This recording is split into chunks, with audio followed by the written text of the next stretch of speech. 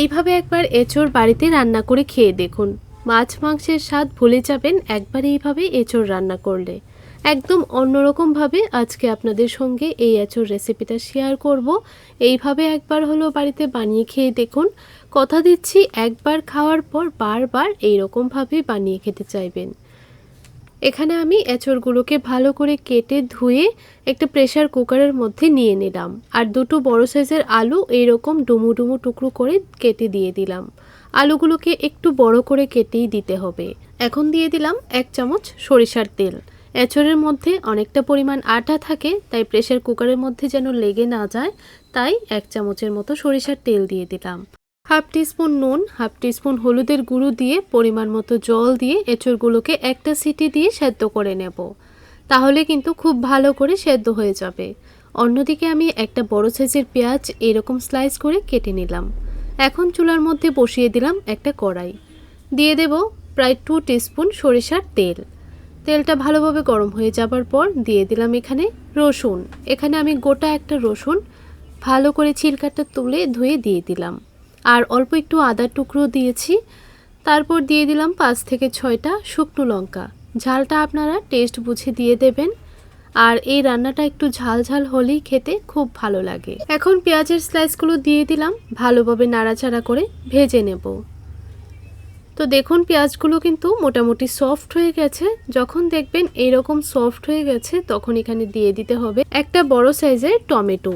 টমেটোটাকে আমি একটু মোটা করে কেটে দিয়ে দিলাম। এখানে আমি একটা টমেটোই দিয়েছি, আপনারা যদি একটু বেশি করে তৈরি করেন তাহলে দুটো টমেটো দিয়ে দেবেন। হাফ টিস্পুন আস্ত জিরে, হাফ টিস্পুন আস্ত ধনিয়া দিয়ে দিলাম, কিছু গোলমরিচ আর কিছু লবঙ্গ দিয়ে দিলাম। এখন ভালোভাবে সবগুলো উপকরণকে কষিয়ে নিতে হবে। যতক্ষণ না পর্যন্ত টমেটোটা সফট হয়ে যাচ্ছে ততক্ষণ কিন্তু কষিয়ে নিতে হবে।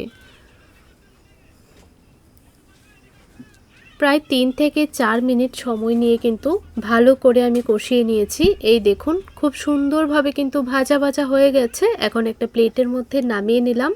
মিক্সিতে খুব ভালো করে পেস্ট করে নেব। তো অন্যদিকে এঁচড়টাও খুব ভালোভাবে সেদ্ধ হয়ে গেছে। দেখুন খুব সুন্দরভাবে কিন্তু সেদ্ধ হয়েছে। এখন মশলাটা আমি পেস্ট করে নিয়েছিলাম, এই মশলাটা দিয়ে দিচ্ছি এঁচড়ের মধ্যে। তারপর দিয়ে দেব এখানে হাফ টিস্পুন কাশ্মীরি লঙ্কার গুঁড়ো। কাশ্মীরি লঙ্কার গুঁড়োটা এখানে কালারের জন্য ব্যবহার করেছি, আপনারা চাইলে দিতে পারেন, না হলে কিন্তু স্কিপ করতে পারবেন। হাফ টিস্পুন হলুদের গুঁড়ো দিয়ে দিলাম, হাফ টিস্পুন নুন দিয়ে দিলাম। যেহেতু এঁচড় সেদ্ধ করার সময়ও নুন দিয়েছি, তাই নুনের পরিমাণটা বুঝে দেবেন।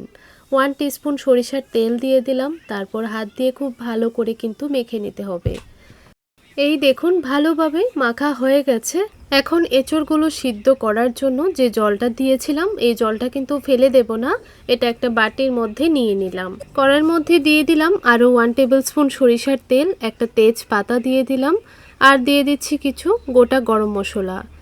এখন ভালো করে মশলাটাকে ভেজে নিতে হবে। হাফ টিস্পুন আস্ত জিরে দিয়ে দিলাম। ফোড়নটাকে খুব ভালো করে ভেজে নেব যতক্ষণ না পর্যন্ত মিষ্টি একটা গন্ধ বের হচ্ছে। আর ফোড়নটা যেন পুড়ে না যায় সেদিকে লক্ষ্য রাখবেন। গ্যাসের ফ্লেমটা লোতে রেখে ভালো করে ভেজে নেবেন। এই দেখুন ভালো করে কিন্তু ভেজে নিয়েছি। এখন মশলা মাখা এঁচড়গুলো দিয়ে দিলাম। এঁচড়গুলো দিয়ে ভালো করে কিন্তু ফোড়নের সঙ্গে মিশিয়ে নিতে হবে। এইভাবে 1 মিনিট কষিয়ে নেব। তো দেখুন প্রায় 1 মিনিট সময় নিয়ে ভালো করে কিন্তু মিশিয়ে নিয়েছি। এখন আমি বাটিটা ধুয়ে সামান্য একটু জল দিয়ে দেব, প্রায় হাফ কাপের মতো জল দিয়ে দিলাম। ঢাকা দিয়ে দেব 2 থেকে 3 মিনিটের জন্য। তাহলে মশলাটা দেখবেন খুব ভালো করে এঁচড়ের সঙ্গে মিশে যাবে। তো 3 মিনিট পর ঢাকনাটা তুলে দিচ্ছি। মশলাটা কিন্তু খুব ভালো করে মিশে গেছে, খুব সুন্দরভাবে কষানোও হয়েছে। এখন একটু নাড়াচাড়া করে দিয়ে দেব পরিমাণ মতো ঝোল। যেহেতু মশলাটা আমি আগে থেকেই ভালো করে ভেজে নিয়েছিলাম, তাই এখন কিন্তু খুব বেশি ভাজতে হবে না। আর যে এঁচড় সেদ্ধ করে রাখা জলটা রেখে দিয়েছিলাম সেই জলটা দিয়ে দিলাম। ঝোলের পরিমাণটা বুঝে দেবেন আপনারা কতটুকু ঝোল রাখতে পছন্দ করেন। তবে এই রান্নাটা একটু কষা কষা হলেই কিন্তু খেতে ভালো লাগে।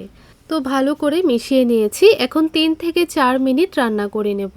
গ্যাসের ফ্লেমটা মিডিয়ামে রেখে 3 থেকে 4 মিনিট রান্না করে নিলেই কিন্তু হবে। তো 4 মিনিট পর গ্যাসের ফ্লেমটা একদম লোতে রেখে দিয়ে দিলাম হাফ টিস্পুনের মতো গরম মশলার গুঁড়ো। আপনারা চাইলে এই সময় সামান্য একটু ঘি দিতে পারেন। বা চাইলে সামান্য একটু চিনিও অ্যাড করতে পারেন। তো এখন খুব ভালো করে মিশিয়ে নেব, তারপর গরম গরম একটা বাটির মধ্যে সার্ভ করে নেব। আপনাদের কাছে এঁচোড়ের এই রান্নাটা কেমন লাগলো কমেন্ট করে জানাবেন। ভিডিওটা দেখে ভালো লেগে থাকলে চ্যানেলটিকে সাবস্ক্রাইব করে রাখতে পারেন।